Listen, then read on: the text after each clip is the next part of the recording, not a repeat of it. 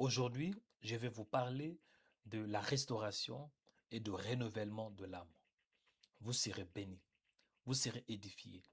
Je ne serai pas long, mais je vais dire l'essentiel. Donc, la vidéo va commencer dans quelques secondes. Aimez-la, partagez et surtout, ne manquez pas de laisser un commentaire. Shalom. Je dévance l'horreur que j'ai créée. J'espère en tes promesses. Shalom, bien-aimés dans le Seigneur, que l'Éternel vous bénisse abondamment, que sa paix, que sa grâce soient votre partage. Bienvenue dans cette nouvelle vidéo. Et je crois que vous serez bénis et vous serez édifiés par la grâce de Dieu. Aujourd'hui, je ne serai pas long, mais je vais dire l'essentiel. Nous allons écouter la parole de Dieu. Après la parole, nous allons prier. Bienvenue dans l'espoir au matin. C'est Joël Onekanda, votre frère dans le Seigneur. Aimez la vidéo, partagez et ne manquez pas de laisser un commentaire. Les termes d'aujourd'hui, c'est la restauration et le renouvellement de l'âme. Nous allons prier pour que le Seigneur renouvelle notre âme. Nous allons prier pour que le Seigneur aussi protège notre âme. Je vais m'appuyer dans le livre de Psaume chapitre 23, verset 1, qui dit la Bible. Cantique de David, l'Éternel est mon berger, je ne manquerai de rien. Il me fait reposer dans de verts pâturages. Il me dirige près des eaux paisibles. Il restaure mon âme. Amen. Dans ce contexte, il s'agit de David, qui était un puissant guerrier, qui était un puissant héros.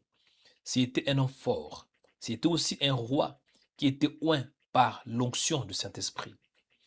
Ce n'était pas n'importe quel roi, ce n'était pas n'importe quel guerrier, mais c'était des hommes le plus puissants de la Bible, un des guerriers le plus puissants, et c'était un grand héros bien-aimé dans le Seigneur. Et il a eu quand même pas mal de combats dans sa vie. Et dans ce contexte, il est en train de parler de l'Éternel comme le divin berger. Il commence en disant que l'Éternel est mon berger, je ne manquerai de rien. Mais ce qui me touche, c'est plus le troisième verset, où il dit, il restaure mon âme. Une autre version dit, il renouvelle mon âme. Pourquoi est-ce que David a parlé ainsi? Pourquoi est-ce que David a parlé de son âme? Et pourquoi il a parlé du renouvellement et de la réparation de son âme? Pour comprendre cela, il faut lire l'histoire de David. David était un homme qui était oint, il était un héros, mais il avait aussi beaucoup de combats. Il était en même temps trahi par son fils Absalom. Il était aussi trahi par quelqu'un qui même l'avait aidé à battre Goliath. On parle du roi Saoul. Donc il a eu pas mal de déceptions, pas mal de trahisons dans sa vie. Et tout cela était dans le cœur. Quand on est trahi par quelqu'un, quand on est déçu par quelqu'un, comprenez que la déception, la trahison ne disparaissent pas. Ça peut rester dans l'âme. Et parfois, ça peut prendre 2 mois, 2 années, même 2 décennies. Et le roi David avait compris, avec tout ce qui est arrivé dans sa vie, avec le combat, avec des choses qu'il a vues, avec des choses qu'il a entendues, avec tout cela, il s'est rendu compte que seul le Seigneur était capable de réparer et de restaurer son âme.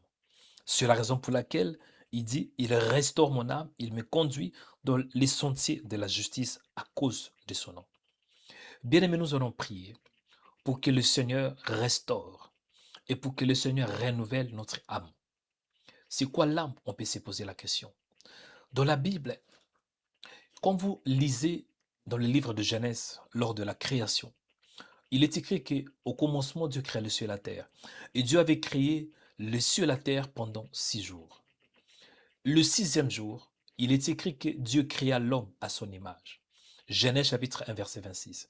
Dieu dit, faisons l'homme à notre image, selon notre ressemblance. Dieu créa l'homme à son image. Il créa l'homme et la femme.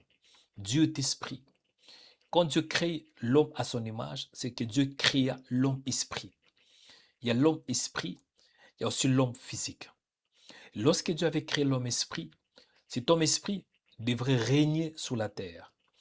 Cet homme esprit devrait avoir une demeure sur la terre.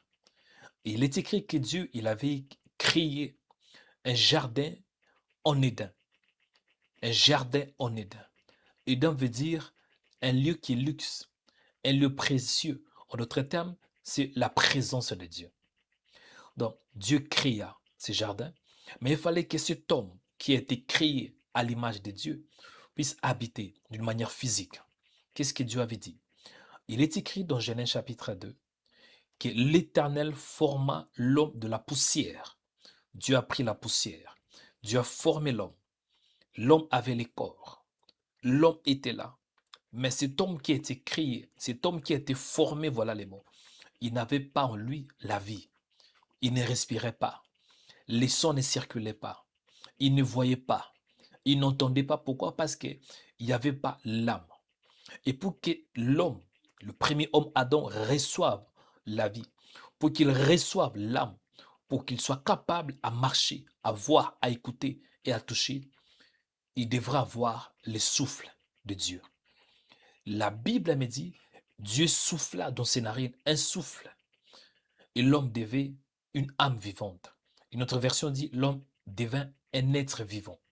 C'est-à-dire qu'à partir de là, Adam pourrait toucher, Adam pourrait écouter, Adam pourrait voir. Pourquoi? Parce qu'il y avait maintenant l'âme. Et Dieu l'avait placé où? Dans le jardin d'Éden pour qu'il puisse cultiver et faire quoi? Et prendre soin et garder le jardin. Qu'est-ce que je veux dire? L'homme est esprit. Il habite dans un corps. Et pour que ce corps soit fonctionnel, pour que ce corps soit capable, et la capacité de voir et d'écouter, il faut l'âme. L'âme, c'est le souffle. L'âme, c'est ce qui permet à l'homme de réfléchir. Dans l'âme, nous avons l'intelligence. Dans l'âme, nous avons le désir, bien les émotions. Et dans l'âme, nous avons aussi la volonté. Et aujourd'hui, nous allons prier pour que le Seigneur répare notre âme. Comprenez que âme, c'est aussi une dimension spirituelle de l'être. L'âme, ça te permet de toucher. L'âme est comme un médiateur entre le corps et l'esprit. Nous sommes bénis de toutes sortes de bénédictions spirituelles dans le lieu céleste. Le lieu céleste, c'est où? C'est en nous. Nous sommes bénis au niveau de l'esprit. Mais notre âme n'est pas bénie. Et c'est la raison pour laquelle c'est important de prier pour que le Seigneur renouvelle notre âme. Pour que le Seigneur puisse formater, voilà les mots. En fait, d'enlever tout ce qui n'est pas de lui en nous et de mettre en nous sa parole.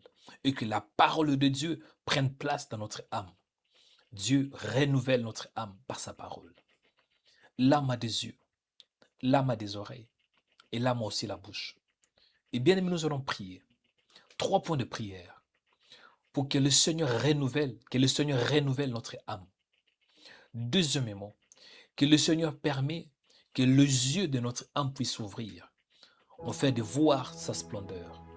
Troisième prière, et que les oreilles de notre âme soient capables de recevoir les instructions qui viennent du ciel.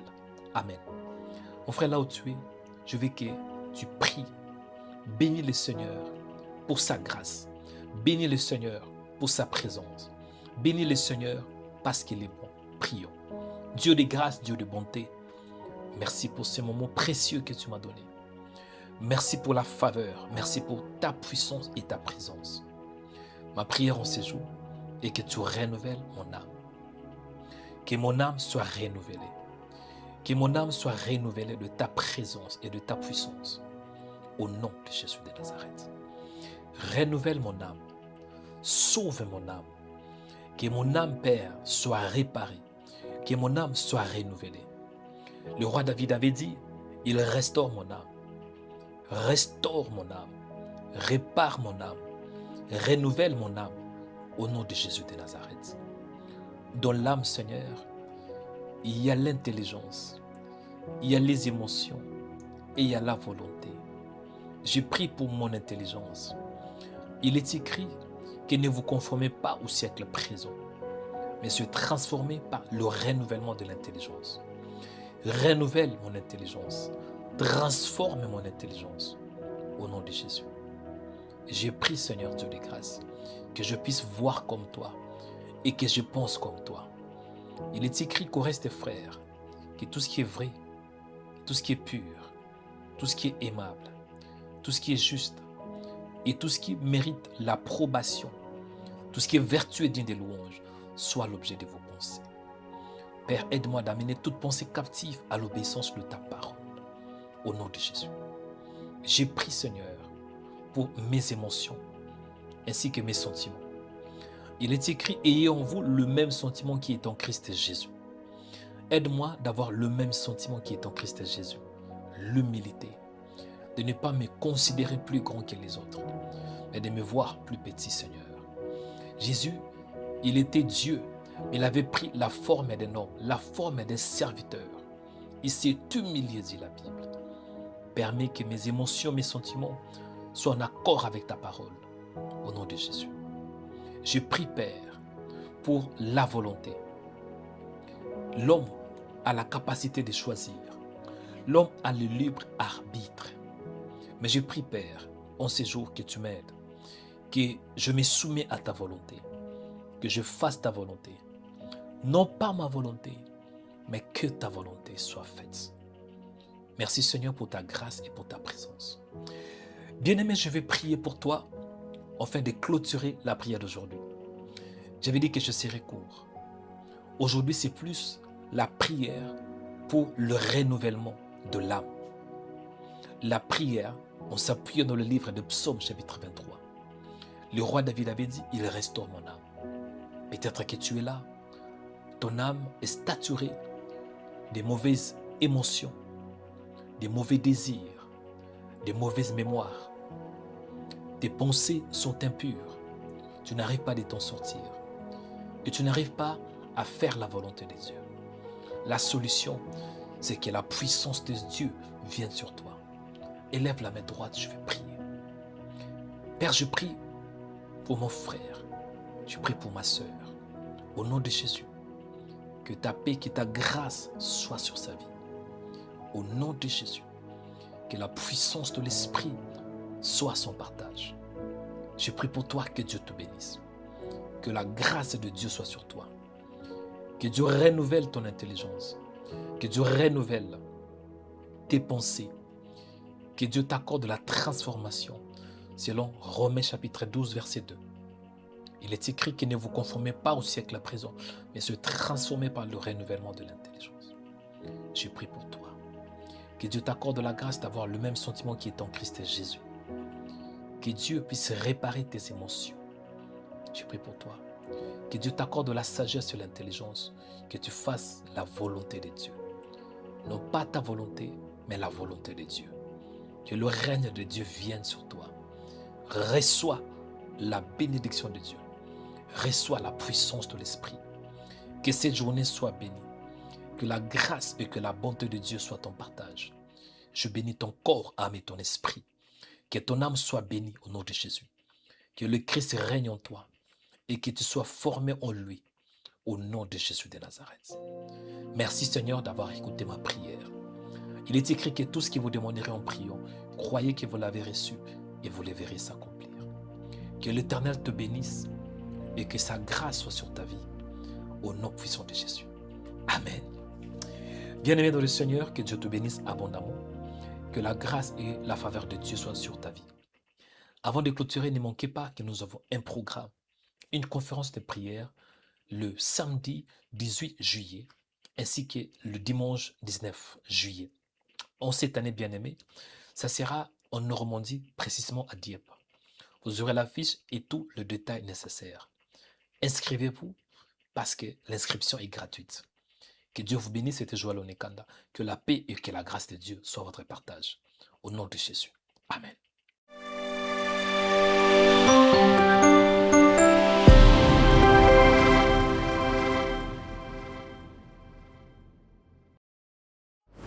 Rema Web organise une conférence de prière. Samedi 18 juillet à 15 h et dimanche 19 juillet à 11 h.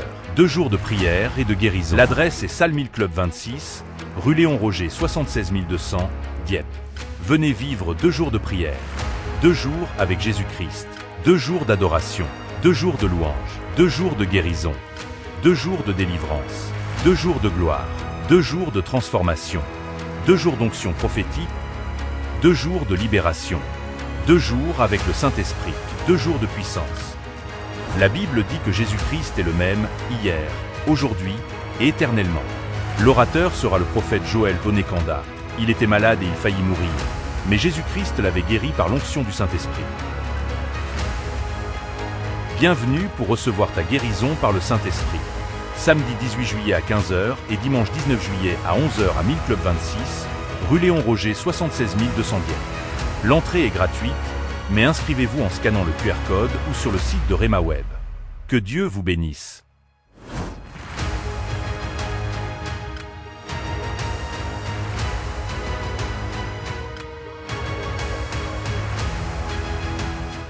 Abonnez-vous en cliquant sur la cloche pour être abonné sur notre page YouTube Rema Web. Pour vous abonner sur notre page YouTube, vous devez chercher Rema Web. Après, cliquez sur le logo de Rema Web et cliquez sur s'abonner. Ensuite, cliquez sur la cloche et prenez toutes pour recevoir toutes nos informations et notifications. Rema Web, votre chaîne de prière qui est disponible 24h/24 sur YouTube. Cliquez sur la cloche pour vous abonner. Rema Web.